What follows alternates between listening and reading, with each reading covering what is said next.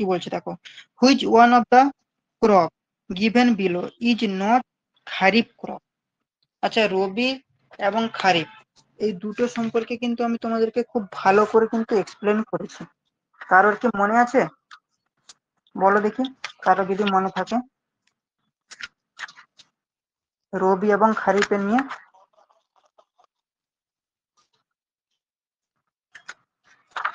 বলো একটু, প্রশ্নটা দেখো যে চিন্তা ভাবনা করে একটু বলো দেখি।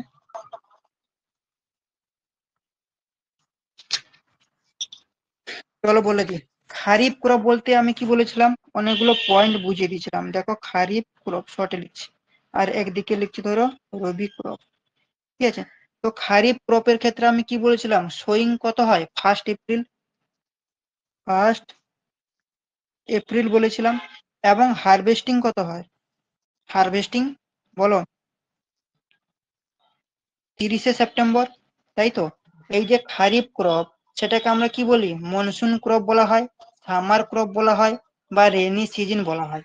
এর ক্ষেত্রে আমি কিছু এক্সাম্পলও বলেছিলাম। কি কি এক্সাম্পল বলেছিলাম না, যেমন তোমার রাইস বলেছিলাম, তারপরে জোয়ার বলেছিলাম, সুগার কেন বলেছিলাম, টোবাকো বলেছিলাম, কটন বলেছিলাম। ঠিক আছে, তারপরে গ্রাউন্ড নাট বলেছিলাম। এতগুলো কিন্তু আমাদের এই খারিফের কিন্তু ব্যাপার, এতগুলো পয়েন্ট এখান থেকে মনে রাখতে হবে। আর রবি ক্রপের বলতে কি না, রবির যে সোয়িং এর যে টাইমটা, সেটা হচ্ছে কি 1 অক্টোবর, এবং হারভেস্টিং এর যে টাইম, সেটা হচ্ছে কত, 31 মার্চ। 31 মার্চ, এটাকে আমরা কি বলা হয়, উইন্টার ক্রপ বলা হয়। কি উইন্টার, এটাকে আমরা উইন্টার ক্রপ বলা হয়। এক্সাম্পল হিসেবে আমরা কি বলেছিলাম, গম, তাই তো, হুইট, তারপরে কি গ্রাম বলেছিলাম, গ্রাম, এগুলো হয়ে যাচ্ছে কি এক্সাম্পল। গ্রাম বলেছিলাম, এগুলো হচ্ছে আমাদেরকে না রুবি ক্রপ। আর এই যে খারিফ ক্রপ হচ্ছে 1 এপ্রিল থেকে 30 সেপ্টেম্বর, সেটাকে আমরা কি মনসুন সিজন বা সামার, এখানটা লিখে দিচ্ছি সামার, সামার ক্রপ বা রেনওয়ে সিজন। তাহলে বলো এরপর, ইজ নট খারিফ মানে খারিফ হবে না। তাহলে বলো, রাইস আমি কি বললাম, খারিফ, তাহলে রাইস হবে না। মরিচ কি বললাম আমি, মরিচ, বলো, একটু আগে বললাম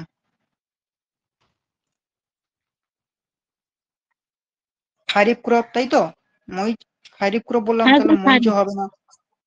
তারপর দেখো, এটাও হবে না। তাহলে কি হুইট কি বললাম, রবি মানে কি খারিফ ক্রপ না, তাহলে হুইট, তাহলে কি হয়ে যাবে, সি হয়ে যাবে আমাদের কারেক্ট।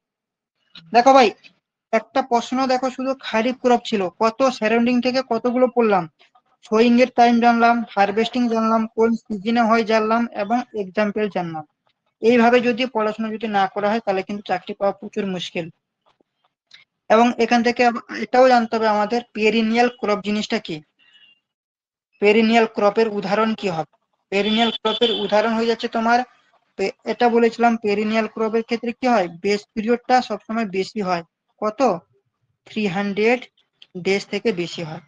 ঠিক আছে, যার পেরিনিয়াল ক্রপের উদাহরণ কি বলেছিলাম, সুগার কেন, তাই না। আবার জেট ক্রপ বলেছিলাম, জেট ক্রপের টাইমটা কত, এপ্রিল থেকে জুন, তাই না। এপ্রিল থেকে জুন, আগের ক্লাসগুলো দেখো, নাহলে কিন্তু অন্ধকারের মতন ক্লাসগুলো করবে তোমরা।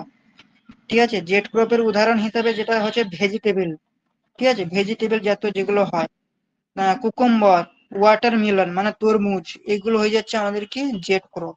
আগের ক্লাসগুলো কিন্তু করানো হয়েছে। ওকে।